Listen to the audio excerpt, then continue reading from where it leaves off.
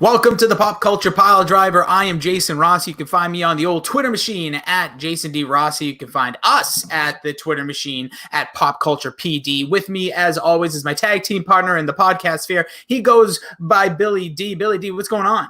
Hello. Not too much. Very excited to talk about one of my all-time favorite movies. We'll find out what Rossi has to say about it soon. Is this really? I'm just not joking. Like I'm wondering. Top five comedy for sure. Probably top three. I don't believe you, and I'm just saying that easily, not even close. Top five comedy. Comedy. So you're moving the bar already. Top five comedy, probably top 10 movie. I could probably put it as high as like 5 or 7 in that range. We can get to that at the end, though. Okay. I was curious. I have Clue as my de facto number one. And then like Dumb and Dumber and Superbad hold special places in my heart. And then I'd say this is pretty right up there. Okay. We'll definitely get into the movie. Obviously, today we're talking about Step Brothers. You can follow Billy at BillyD2411 on the old Twitter machine as well. Let's just say one thing to kick off. If you are watching us on the old YouTube machine, you can give us a subscribe, hit that bell for notifications. We do lives just about every Tuesday. We'll have some bonus lives here or there, but also hang on real quick. If you're in the comments and you know what Rossi thought about this movie, I've not talked to a person. Say a word. I've talked to one person about any opinion on this movie, and it's my wife. And I don't think she is in here yet, or if she will enjoy. I don't know where she is. She has some sun activity going on, but I promise you that. So also, if you are a podcast subscriber, if you've yet to, search Pod Culture PD Pile Driver. That's 3 words: Pop Culture Pile Driver PCP. Get addicted to the content, because we will have these lives that we do on YouTube that will also be podcasts, but we also will have special podcasts being dropped here and there. Those could be anything from some wrestling topics to our thoughts on movies, top 10 countdown, top 11 countdowns. So make sure you subscribe there, and that's on iTunes, Spotify, wherever you get your podcast, Pop Culture Pile Driver. And Bill, I guess to start off, we should kick off with the big news. We have signed a big extension to the podcast. Now, this went from Rossi on Wrestling no more than like 2 months ago to now being Pop Culture Pile Driver. Now we're a part of a shared Gooniverse. Hashtag Dorsch. It's the German version. Hashtag Dork Shared Gooniverse. Yes, that's right. So we're excited. There's 4 podcasts involved. It's crazy. Hashtag Dork, obviously, with host Rich Keefe, Ryan Davey, Mac and Goo with host, Mac and Goo. We also have the Change My Mind. Yes, the Change My Mind podcast with Nick Fryer, Wesley, and Wes. I just go with Wes. And then we, Pop Culture Pile Driver is a part of it as well as some Twitch affiliates like Shine Time, as well as Arvon D. And I know Dr. Joe's in the mix too. Anytime Dr. Joe's involved in anything, I see him. This is all Backcracker, baby. I love Dr. Backcracker. Come on, baby. That guy wins at everything he does. Always a good time. He's also on the Twitch. I don't. Is he an affiliate officially? I think. Yeah. Okay, good. And so you can check out all of this now. We have a Facebook page. That's right. We're jumping onto the Facebook. More than likely, you follow a lot of us on Twitter. We appreciate you sharing along. Follow the other guys and gals, but make sure to check out the hashtag Dork Shared Gooniverse over on Facebook. If you are one of my friends on Facebook, I'll probably be blasting you with invites. It'll be one of those things just like Candy Crush you'll avoid, and it'll just keep popping up. So just hit like. It's going to be good stuff for you. Indeed. Very excited about it. I did a lot of the graphic work, got more stuff on the way. Shirts are out now at tpublic.merch. So go buy some. I got some TeePublic stuff that took like 2 months to get here, but they text you when it's coming, so it was nice. It's going to be here by 9. I was kind of hoping to have it for tonight. It's en route. That's exciting. Well, hopefully by next week's summer blockbuster episode that's a tease ahead, kids. You'll have your TeePublic shirt. Right now, you're just rocking a nice blue shirt. Target blue shirt. It used to be Mossimo. I don't know what it's like. Good fella. It's changed.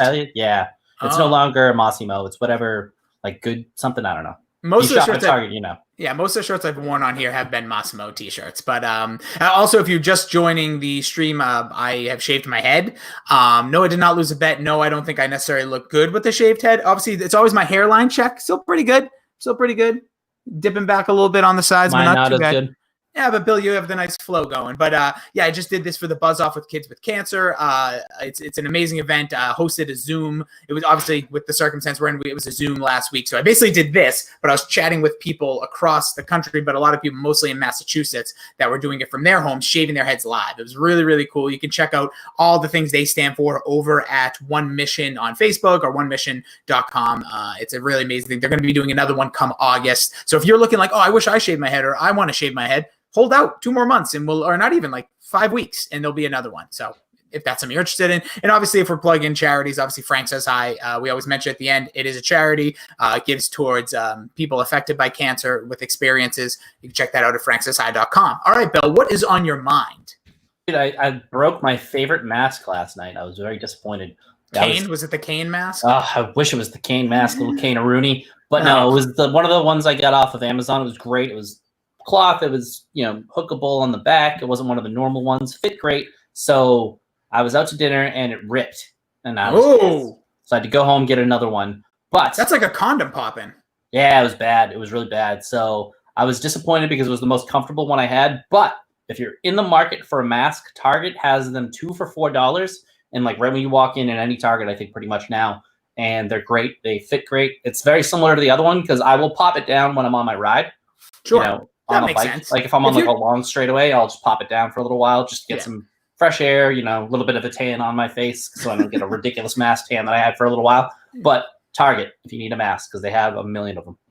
So first of all, if you don't have a mask, get with it. Second of all, put that puppy on. I personally, and I'm not a doctor, Bill, and not that you are, but I had a V8 this morning though. Oh, that's good to know. Backcracker, I know he has the doctor term, but I think if you're riding your bike, I don't think you necessarily have to, as long as you're not like right up in front of somebody. But if somebody's on the trail, I'll pop it up. Oh, that's smart. See, look, that's considerate. Like when I go for walks, I usually don't have it, and I'll just cross the street when people are going by, like in the area. Most of the time, I'm just running behind me on this wonderful treadmill. For me, you know what happened, Bill?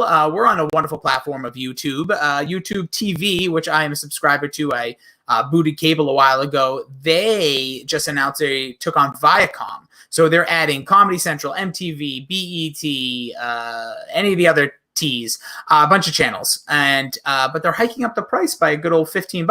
I saw that, yeah, $65. Yeah, I'm gonna be honest. Not that I'm mad. It's obviously dire straits times. Everybody's taking a hit somewhere, way or another. But like, I'm a little ticked off that like, what if you didn't want that? Like, well, what if you? That's why PlayStation, I think, has mostly a la carte, right?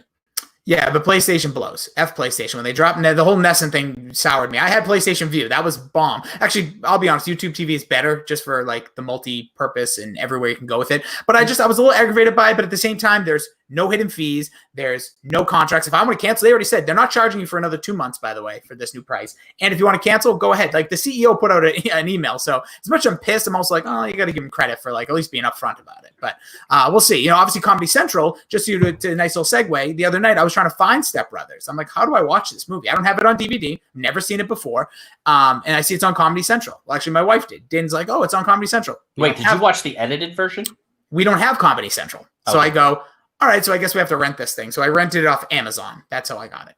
It's a buy. As what is it? Buy it, box it, own it, or whatever it was. Well, it was a rent because I'm cheap, and it was more. I was trying to see if it was in a red box for 99 cents. A lot of people crap on the old red box. I would use red box all the time. I mean, I torrented it because I also had it on the DVD, so you're allowed to own the digital copy. So I, slacked it to you or whatever form of thing you use. Should have thought of that. Well, anyways, all right, you ready to get into it? Hell yeah, motherfucker. All right. It is Step Brothers movie review, pop culture pile driver style. Billy, this movie was released on July 25th, 2008. So we're coming up on the 12th year anniversary. The movie also released that day. You want to take a stab in the dark? You'll probably never get it. Would it be Four Feathers? I don't know. Wow. It was Four Feathers, actually. No, it was the X-Files, I want to believe. And fun fact, younger Rossi, 12 years ago, Rossi and his dad went to go see that movie on the day of its release. Huge X-Files fan. Wow, that's kind of sad. But that's cool. It's not. That's an awesome movie. You movie. Never saw this movie, but you saw the X-Files. Yes, and X-Files, I want to believe, was horrible. All right, the price of gas, Bill, you've always asked, what's the price of gas on that day of release? Do you know what the price of gas was? July. $2.05? Nope, you're crazy. This was during the financial crisis, so they decided to hike it up to $4.14 was the average price. Lord. Yeah, it was bad times. Yeah, remember those days. The number one record in the United States of America, Billboard, number one. 2008. Yes. Who was big in 2008? It's got to be a rapper or an R&B artist. I will say, I think that was past Chingy's age. It was like 2004. So climbing the charts. Nelly song? A Nelly song? No, Nelly was not there. It was "I Kissed a Girl" by Katy Perry. Oh wow, the early Katy Perry days. Wow. Yes, her first single was a monster hit, and the number one rock alt song at the time was Weezer, our favorite. I think the official band of the Pop Culture Pile Driver, with "Pork and Beans." Not their best. What a terrible song. Not their best. 2000s Weezer kind of blows, especially later 2000s. Yeah, maybe. Well, we can get to that another time. The number one movie in the theaters at the time, Bill, and this is a movie I saw probably 3 or 4 times in theaters. And another reason I probably never saw this movie. It was having a monster run, the biggest movie of the year, one of the biggest movies box office wise of all time up until, a latest run of Marvel movies. I have no clue. It is The Dark Knight. Oh, yeah, that makes sense. Yeah, that was having quite a major run. All right, just a couple of things I looked up from that date. Sports headlines that week, Bill. Manny Ramirez was traded to the Dodgers from the Red Sox. That happened at this time. And don't forget, the Red Sox acquired Jason Bay. This is a really random one. Ken Griffey Jr. was traded from the Reds to the White Sox. I do remember that. I remember going to the White Sox. I don't remember the trade at the time. But then the last thing that happened this week, Bill, Brett Favre reinstated to the NFL after retiring from the Green Bay Packers months before. Yeah, he had a lot of tearful press conferences. For some reason, I think this came up on one of our last podcasts about maybe the Undertaker one. We talked about Brett Favre, always retiring and coming back. It's those tearful press conferences. They got me every time to make me actually think he was gone. Yeah, it is. It is interesting that I remember. I don't know if we were together, but I remember when he played his last game against the Bears, like 2 seasons before, when everyone thought he was going to retire. Yeah, there's so many there. All right, I was actually at a game with Lauren Guest, who's in the chat right now. I think it was a Vikings game on Halloween at. I was there. I was there as well. And I said that he's leaving in a body bag, and he got hurt in the middle of the game. And I was chanting "You suck 5" because I fucking hated Brett Favre. We thought that was the end. I thought the Patriots ended his career on Halloween. That had to be like 2012, maybe, or maybe 11 or 10. Anyways, and then Bill, who was the WWF? There's no WCW, so you don't have to guess that. WWF champion at this time. I'm just gonna say Edge. Good guess, Triple H. But we did have another title at the time. Who was the world heavyweight champion at the release of this? I'm gonna say Edge. CM Punk. All right, so now we get into ratings. When this movie was released, Roger Ebert gave this film 1.5 out of 4 stars and stated, "When did comedies get so mean?" What a bag of dicks this guy is. What a terrible, that's awful review. Right off the gate, I didn't like. I loved the movie because I was a little bit drunk. We'll get there. All right. Let me just rip through because I like this movie. I know you already said it's like your favorite movie of all time. On IMDb, Step Brothers is rated 6.9. That's ridiculous. Out of 10. No, I thought you were going to give it a nice. Nice. Rotten Tomatoes. The film has approval rating of 55%. And Metacritic has it scored 51 out of 100. That's pretty good, though, for Metacritic, I think, right? Yeah. Anything over 50%? Yeah, and comedies usually don't get as much love. All right, Bill, off the top, it is the Curtain Jerker. Opening question, did you like it? I mean, I love it. It's one of my favorite movies of all time. I saw it drunk in the theaters in like the afternoon when I was on like a romantic weekend getaway. We got like a hotel, and then like we went to go see this movie, and I absolutely like was floored by it. I loved it. Okay. A lot of people don't like it their first time seeing it. I will have to agree with that latter comment. I watched it and it was a slug. There are some real good highlights. I cannot say I like this movie. But I'm willing to give a caveat, even for myself. I don't care. I'll stand by it. But I would say this. If I was 23, if I rewind the clock 12 years and I saw this movie, because I know it's in the middle of this movie when it's like, you don't say that. I remember our friends using that line all the time. I never knew what it meant. Yeah, you don't say that. You don't say that. And you know what's funny? You really don't say that. We'll get to that part later. But the movie, the first viewing, so I told Bill right before, I watched this basically 1.5 times. I watched the second half the second time because my wife fell asleep because I was getting sleepy watching towards the end. There is a good run. The beginning of this movie has a real good pace. Funny. Then it gets like, what's going on? I don't even really understand. It has a slow point. I don't think it has one slow point in the movie. I think everything is a solid. It definitely does. Home run. Maybe I really do. Singles. From scene to scene to scene to scene to scene to scene, all of the scenes are good, and that's what makes great comedies. We've talked about this before. Agreed. Superbad, every scene is good. Pineapple Express, every scene is good. The Naked Gun, every scene is good. Every scene in this movie is freaking hilarious, from T to B, top to bottom.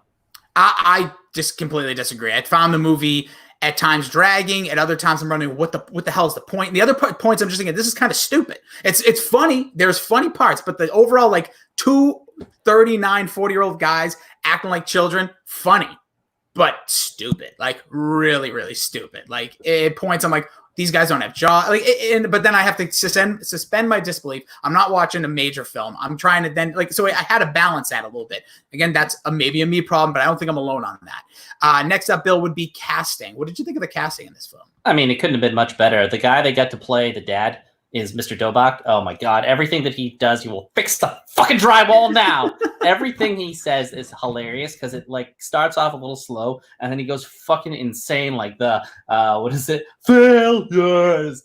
Everything he does to me in this movie is perfect. He's the best dad. Mary Steenburgen as the mom is great. Very like, talk to our sons that way. And like, she even doesn't care that much when they wreck the boat. They were like, I will say they did show a lot of initiative. They ruined our fucking dreams. And then they couldn't get like it. Basically, I would imagine, when they made this movie, it was built around Will Ferrell and what's his name?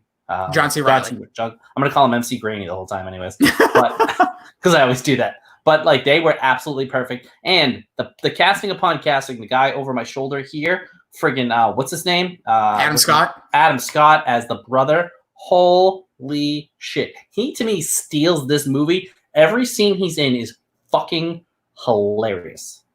I'll add to some of the things you said. I also thought Ron Ruggles, I believe that's his name, the in the face guy from The Hangover, was so funny in this movie. I thought he actually had a really, really, every pow, and then just the Catalina wine mixer. I'll say this. That was another thing. The second time I watched the whole Catalina wine mixer, like, all those characters were so much more funny in there. And Adam Scott's wife, I forget her name. I call her Anna Gasteyer because she looks like her, but much hotter. Oh, yeah. But she's awesome. But she is so funny in this freaking movie when she's just like, when they're kissing, John C. Reilly and her kissing on the first dinner scene, and they're just like touching each other. I was like, okay, this is funny. Right after that's where the movie started to slow down for me. But is it true that you struck Derek in the face? I just want you to know I'll be pleasuring myself with the thought of that tonight. Everything she says when she bangs him in the fucking the bathroom, standing up, and then she takes a pee like with her leg up and just stay golden pony boy.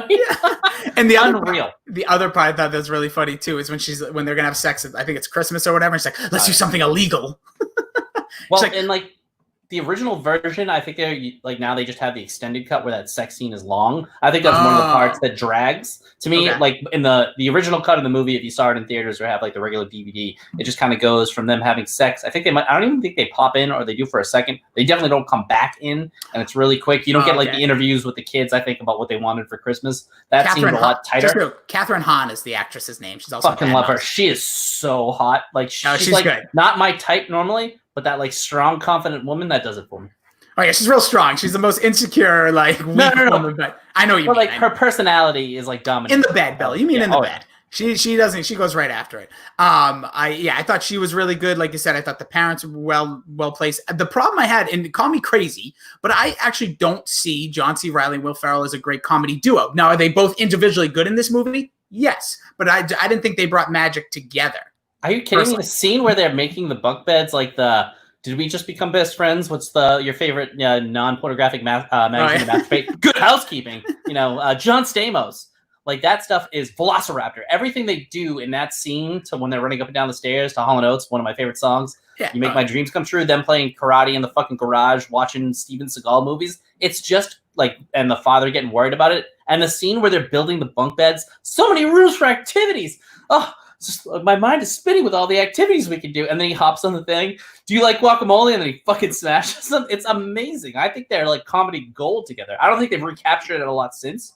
I don't think they have ever been in a movie since. Like they have like Sherlock and Holmes. Oh, well, that movie is a hard skip for me. I think you're right. You're right. They were in that together, but they've been in a couple other things together. But this is like, to me, they're fucking perfect together. Yeah, I personally I don't know. I like those scenes you just mentioned. Like it seemed very much reading. Like I like the John Cena. Like I don't know what it was. This movie, and obviously maybe time has passed. Maybe the way it's production. Obviously, it wasn't like a movie they thought was going to be huge. It wasn't even a major release. Like obviously it was released in theaters, but it wasn't like if you look back, it wasn't like a big budget or anything like that.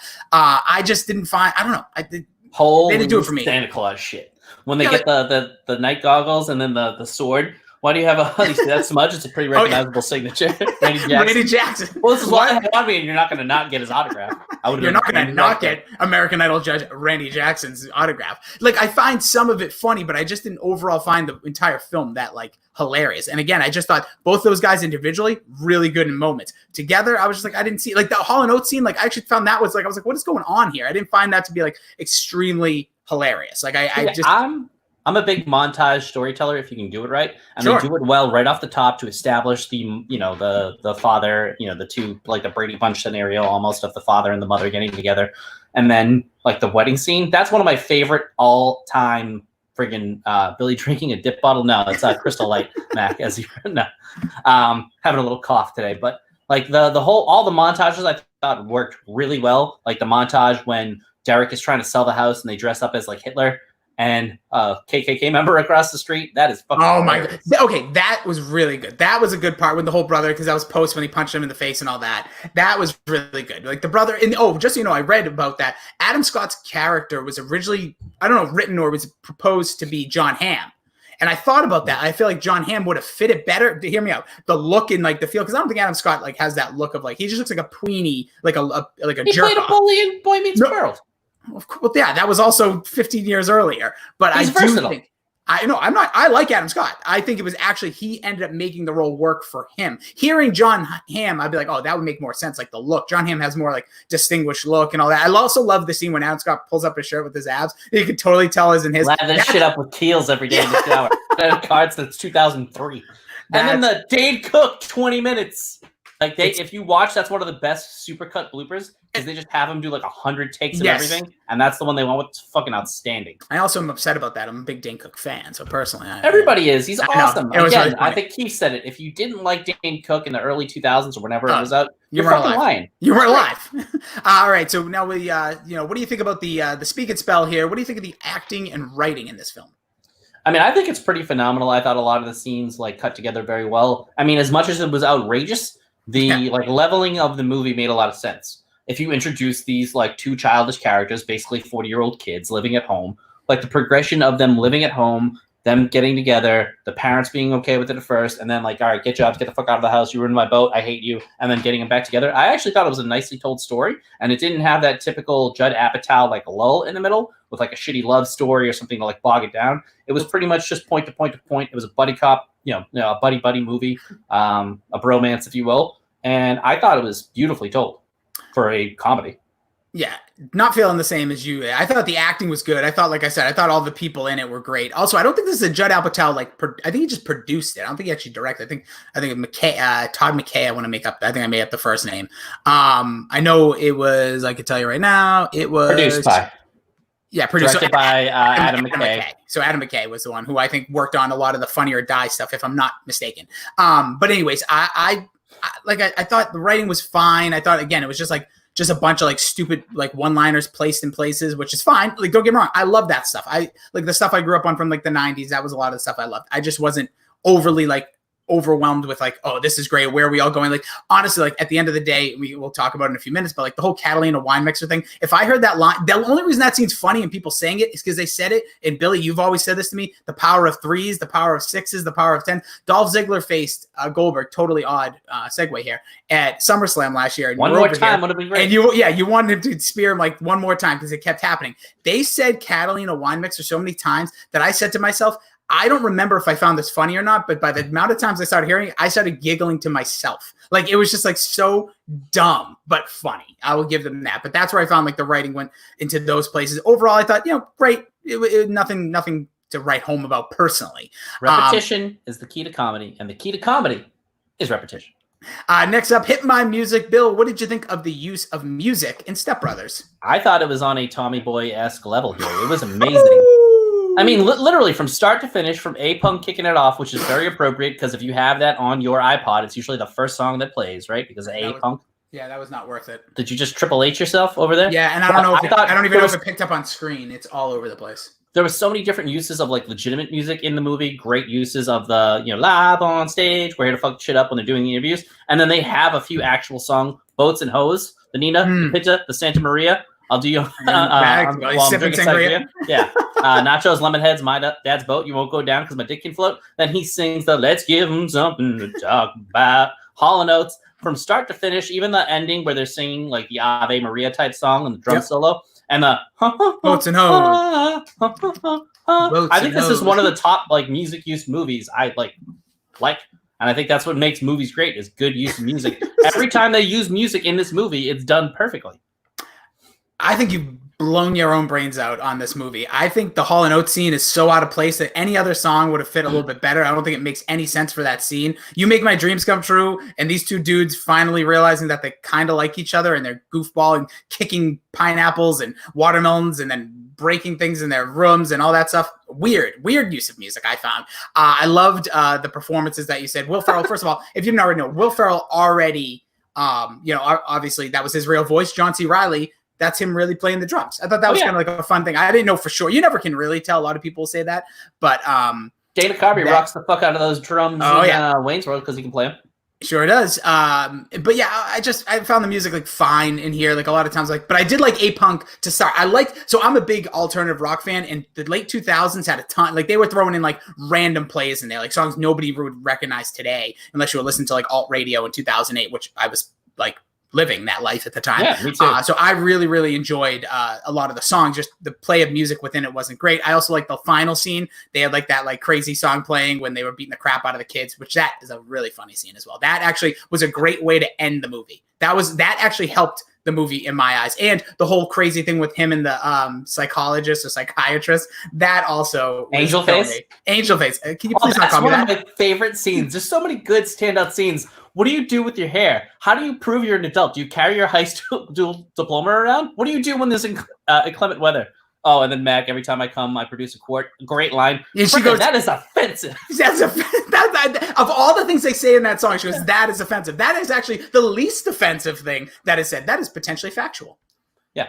What is it? The Bomb It Down the Fairway Bitches. That whole scene, the whole dinner scene. Phenomenal. And the other scene, and obviously we can get to it in a moment, but I thought one of the best scenes that actually stole the show from me that I've never heard really a lot of people talk about is the whole interview process. That is, I think, the standout scene. That is like so freaking funny. Hey, there's two. He's like, yeah, we're doing this together because we're here to fuck shit up. And I think I can help with the Pam.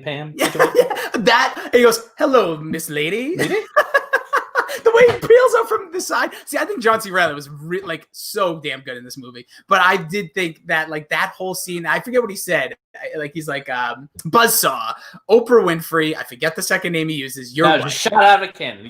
Shot out of a cannon. But who was the second? I forget who else he used. He used like another famous black actress. But he's like Oprah Winfrey, her, and your wife. I think it's Condoleezza Rice. No, it might be. I think it was somebody else. But he's like, you gotta fuck one, you gotta marry one, to kill one. This interview's over.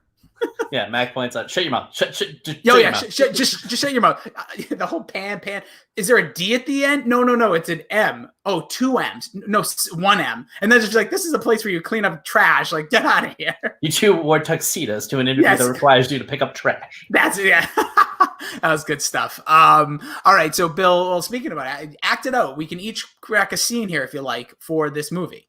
I was gonna practice the father freak out, but I didn't have time. I'm just gonna go with mine. I'll go. I got mine ready to go right quick because it's just one I use all the time. I didn't want salmon. I said it 4 times, and then he gets up and as he's leaving, sweating's horseshit. That's one of my favorite. I say that all the fucking time. The time. When do you say that? That's like saying I'm I'll walk around at work. I'll just be like, the sweating's horseshit. When something goes wrong, it always plays. Plus, mine kind of, I would say your wedding was not horseshit. No, don't say that. Don't do that. The wedding was actually great. The wedding was a lot of fun. And it was the first wedding. And you gave us open bar for a limited amount of people for a limited amount of time, which totally was taken advantage of. That place was great. Was I didn't that? have any. I heard the food was great. I didn't have any. I don't remember the food, Bill. I don't remember a lot. I remember nachos at the end, which was cool. I remember drinks for free if you're part of the wedding party, which my wife, girlfriend at the time, now wife, definitely wasn't. And I definitely was giving her all the drinks in the world. Thanks for that. Anywho, for me, I just love this scene. Someone's awfully quiet back there. I'm not going to call him Dad. Brandon, you're 39 years old. There's no reason for you to call him Dad. I'm not going to. Ever. Even if there's a fire. Oh, geez. And then he's like, Robert better not get in my face. Or I'm going to kick him. Or like, Robert better knock his ass out. Yeah, like knock his mother, like somebody motherfucker. But I just like that beginning part. It's like, I'll knock that motherfucker out. Yeah, I'll knock. And then she's like, Jesus. But I just love the part where he's just like, I'm never going to call him Dad. Never. Even if there's a fire. I just like, that makes like, that's great. Fire. And the great part, and here's where I guess I can give a little more credit to the writing or the part of the movie. He's always in the back seat like a child. Mm-hmm. He is 39 years old in this movie, and he's in the back seat talking to his mom. That's a great scene. No, and then the symmetry of that scene to the other one with John C. Reilly and the dad, where they're doing the whole we're men. We talk about pussy. We go on riverboat gambling trips. We have done none of those things. Yeah. And then he's like, well, what if she wants? She's having the old calf. What if she wants the young buck? Yeah. It's like got a luscious hair of what is it? A luscious hair going from my chest hair to my man pubes or something. My pube fro. My pube fro. Yeah. Yeah, and then the special class, like every scene in this movie, I think is fan-fucking. I can't believe you didn't love it. I just don't. I mean, I can believe it. I can totally believe it. I can't tell you how many people said to me today, if Rossi doesn't like this, I'm gonna fucking kill him. I'm guaranteeing those people were the same 3 people that always troll and always want to pretend like he likes this, he doesn't like that. I bet you it was the same 3 people. Bill. One of the 3 was definitely. I bet you it was the same 3. It was well, guess what? Here's the deal. Let me say this. Would you rather me come on here and lie and say, oh, I loved it. The movie was great. I thought it was okay. It was fine. No, we wouldn't have a compelling podcast, at least right here, as I think, if you like this movie. So, that's, And I'll just be honest, out of all the movies, and we'll get to the scores, this is definitely going to be by far my lowest that we've gone to. So let's get into the legacy, Bill. What do you think is the most memorable thing from this movie? And I had a hard time with this, but I want to hear from you. I think it's just the overall impact of Step Brothers. I really do think that this is a comedy classic. I think it's one of the standouts from our generation. If I were to pick a scene or a specific thing, for me, there's just so many lines that stand out. I can't really pick one. There's so much room for activities. I fucking love. I use that all the time as well. I use the like I said, the sweating's horse shit. You don't say that. Like the other one I always use to. Nobody gets it. Is that the clown has no penis. What are you guys dreaming about?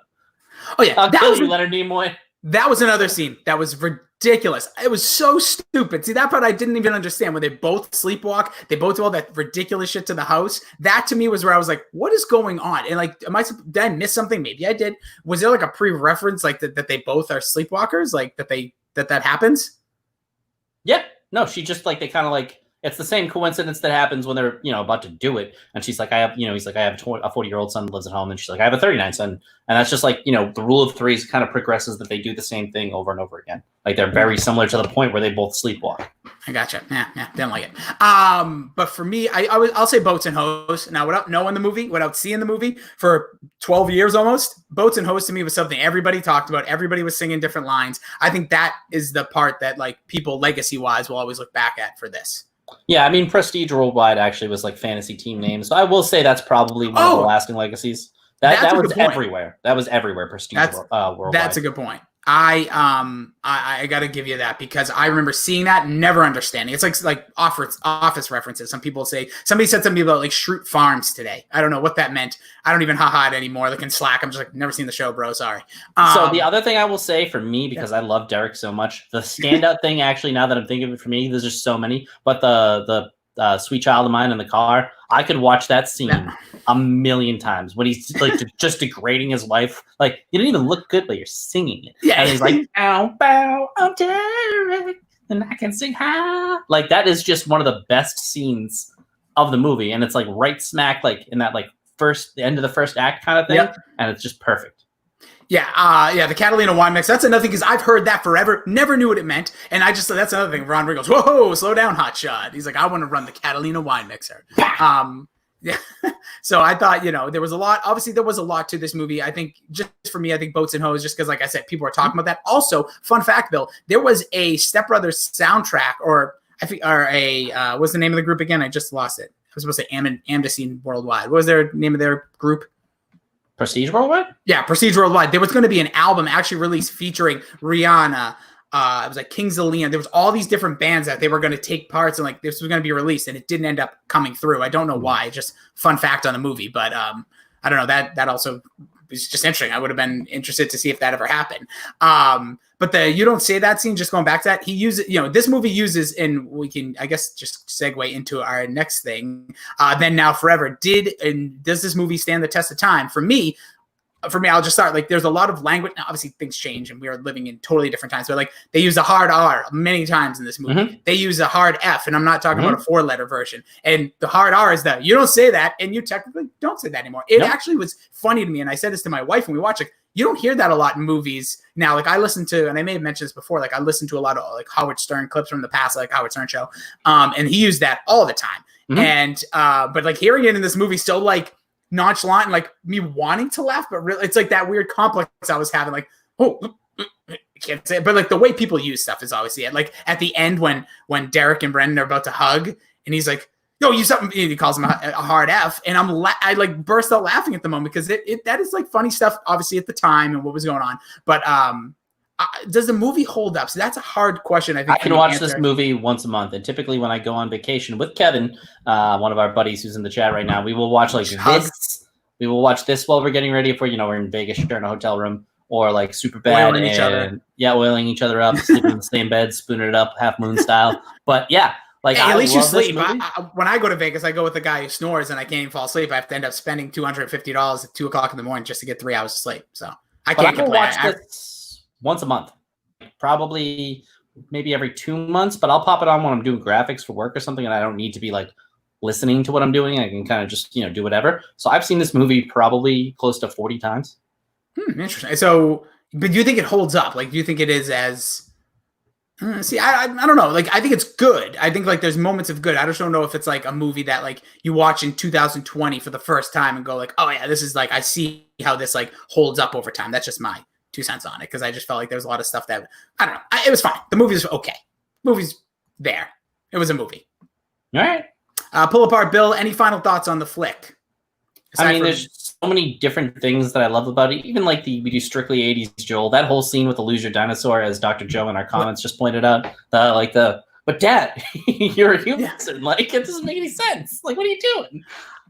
I forgot about this. Is that Horatio Sands? I don't even know who that is. Who's playing in the band? It's one of those guys that was on something. Yeah, it's the guy who ruined every skit in Saturday Night Live, I think. That's Horatio Sands then. To me, unless you're talking about Jimmy Fallon, but I thought he was funny on Saturday Night Live. But anyway, that part we only play 80s Joel. That might actually be one of the incredibly like crafted parts of the movie where I guess I would give more credence to what you said earlier, like where I feel like the movie's all hodgepodge all over the place. That whole Catalina wine mixer, I feel like is like the crudité of this movie. Like they put it all together because that part is so funny. We only play 80s Joel. He's like, play something off of whatever. I forget the record now off the top of my head. And he's like, damn it. I said we only play, Stranger. Play out the Stranger album. Strictly 80s Joel's take your stupid hooker wife. Get the fuck out of here. That I thought was brilliant. That I thought was so good. Horatio Sands played it so freaking well. And then he gets kicked out. And then that's the whole thing, like where it just spirals into like old school, like 80s style comedy. Adam Scott immediately comes up to him. He's like, that's it. You blew it. You're fired. Like this whole thing gone to shit. And then obviously leads to him singing, right there with the father. So I can't tell you how many times I've said we do strictly 80s Joel. When somebody asks me to do something that I don't normally do, I'm just like, I do strictly 80s Joel, sir. It's just like a common line that like we use. It's just one of those things. It's like, you don't say that. Or this I just need to tell Kevin for the 550th time whether he writes the same comment every time. I never said my favorite episode was the finale, but if you're going to do a draft, you've got to add the highest rated episode. I lost that draft by 1 million votes. So I think the voice has been done. If you want to keep posting about it, please continue. But I will say that, but yeah, the Seinfeld finale. It was the sixth most watched show in the history of television at the time, Bill. There's a lot of things that are well attended that aren't necessarily a good thing. Doesn't matter. Everyone talks about it when you talk about it. We all do. We've all been there. It's great. It was a fine episode. It was just about as good as Step Brothers. It was there. People talk about it, but it was okay. For you, Bill, if you were to rate this film, well, you do have to rate this film. There's no guns, no James, no Billy's, no Bart's.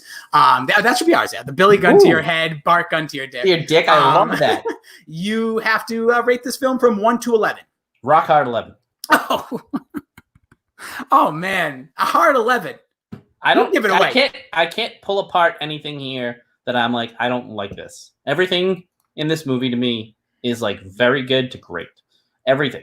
Like there's not one single thing that I don't love about this movie. Like I said, like Clue is my all-time favorite movie. It's not like a funny comedy. It's more of like a dry humor comedy. There's some laugh out loud moments. And Superbad, just because that was a movie that perfectly hit like my high school career. Like I was kind of feeling that on a level of like, this is me. And it came out, you know, when we were in college, so it wasn't perfect. I was probably a little bit out of the exact age group. And this is just like an all-time. I put it up there with all of my favorites. You know, Anchorman's in that mix.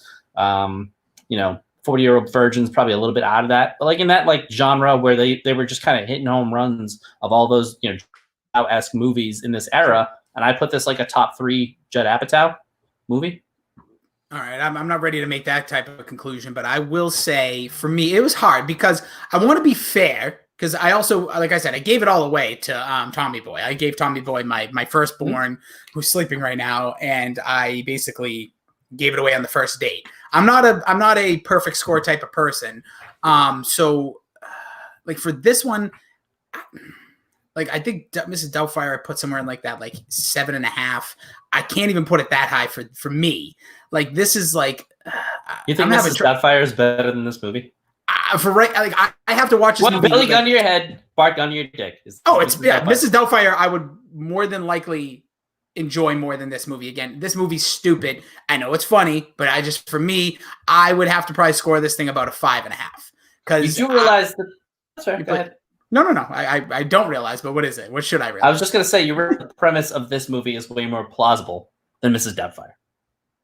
Maybe. I don't know, 2 39-year-old guys that are both living at home, both don't even have jobs. Actually, I think I know 2 39-year-olds that are like that. Anywho, so I'm gonna go with, I'll give it a 6. I think my final score for this will be a 6 out of 11. That's respectable enough, in my opinion. Also, first time viewing, this wasn't something like I don't history. Like everyone who's like gonna react to that is like, what? Like you've seen this movie 40 times. You got it this time. Like for me, it's a complete retro review. I've never seen it. And it's like I said, 23-year-old me may feel different. We were all hanging out together, like going to our friend's house every weekend at the same place. Maybe I feel different, but for me, it just, I don't know. It was dull at different certain parts, so I didn't love it. And I would guess at the end, it's a rent it for me if we want to go back to a boxer scoring. By the way, nice to see Wes back on the on Mac and Goo recently. Yeah, it was great. I love Wes. He's also out of our other league that we had, but yeah, he's the man. I love his opinions on everything because they're a little bit like you. They're sometimes wild. But I will say, to your point, this is a little bit nostalgia because, you know, most of our friends besides you love this movie. So for me, it has that. You can always kind of quote something and then somebody will be able to quote it right back. You know, and this, not to say like girls don't have a good sense of humor, but I found this is like one of the most like crazy out there comedies that like most girls, when I talk about it, they're like, oh, I love Step Brothers and all that. Cool. Like, I think it's one of the most. I'll agree with. All women that I've like seen, like even when I posted, so I even just put like just on my own personal Facebook, just said like first time viewing, people were just like fucking going crazy. Like, oh, I've never seen this. And all women, like from my sisters-in-laws to girls I went to high school with, like, oh, this movie's hilarious. This is unbelievable. But I think, like you said, at that time, this was like a few years after, this like right after college. So this was like taking people by storm in that age group. Like I said, if I saw this at 23, if I went to go see Step Brothers instead of X-Files, it may have been a whole different, might be a different life I'm leading. You know, it's the butterfly effect. There are just so many different liners that come out of this. Like, I'm not even mine's movie quality with the friggin' mask, the what is it, the Chewie mask. Yeah. Another one that I love is when they get the old pornography in the clubhouse, the treehouse. That scene is one of my favorites. It's like, yeah, it's like masturbating in a time machine. Just so many great little lines, and then that interaction with you look like you want to punch me in the face. Well, punch me in the face, and then he just fucking whacks it. And then my favorite thing is, hey Derek, you know, shoulder pain? If you lick my butt. Yeah. And then that's when they're like, nice, and he slaps him. But I also will say another thing is when Ron Riggles, like when he's talking to Wilf Brennan, he's just like, I just want to punch you in the face. Like, you should have like a punchable face. Like, I can't even really like look at you because I just want to punch you in the face. I mean, I don't know what I can do about that. I'll try to work on it. It's like, no, there's nothing you can do. I just got to walk away. So that is our review. Billy giving it a hard 11 out of 11. Step Brothers 2008. I'm giving it a 6 out of 11. I think obviously that's our biggest discrepancy in voting. So we've both been pretty spot on since, but we'll see what our next one will be coming weeks. Bill, coming up on the old podcast next week, we will do summer blockbusters. We'll pick some of our favorites. What defines a summer blockbuster to me? Because next week, don't forget, we're heading right past 4th of July. Hope you enjoy your 4th of July. No fireworks celebrations. You'll probably get a bunch in your town and a bunch of crazy people will complain about it. But so summer blockbusters, I say June, July. Maybe that's it. Like maybe we can dip into August. Basically a movie that dominated summers. You know how I define it? If Will Smith made a music video for it. I was going to say also Will Smith is in a lot during our time. There's a lot of different research we could do, but I say we'll both pick some of our favorite ping pong, go back and forth with some of our blockbuster favorites from the past 1,000 years in cinema. Then we will have a Creating the Greatest Song Ever. That is 2 weeks away. We'll be coming up with that. WWE will be running an Extreme Rules pay-per-view coming up with some nifty new looking graphics. I don't know if you've seen those, Bill. Looking kind of nice. Some juicy matchups. Oh, the matchups. Ladies matchups, at least.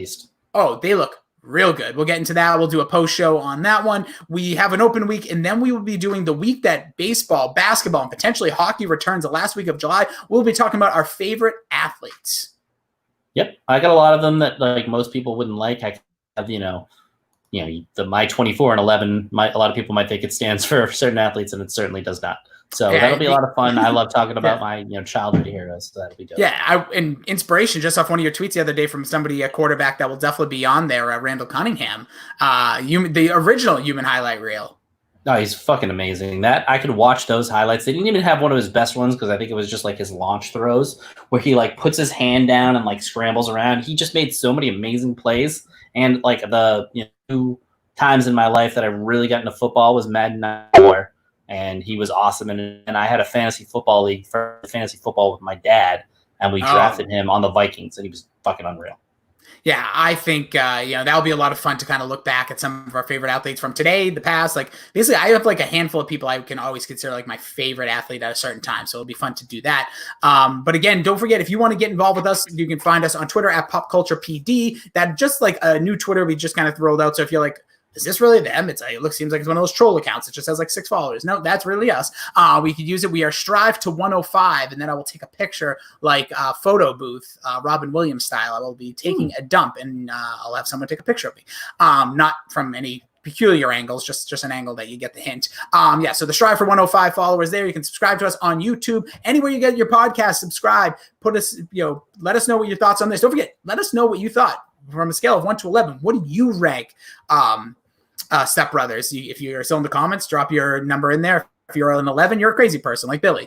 If you're closer to a 6, you're maybe a little more sane. Well, maybe we put out where it's like, post your ranking in the tweet, 1 to 11. Yeah, I'll make sure I'm going to push it more when I post the podcast version of this. And then also, don't forget to check out on Facebook the #Dork Shared Gooniverse. That is a page now you will see. It involves, again, yours is truly, us truly, me and Billy's Pop Culture Pile Driver. It has the Change My Mind podcast. It has Mac and Goo. It has #Dork.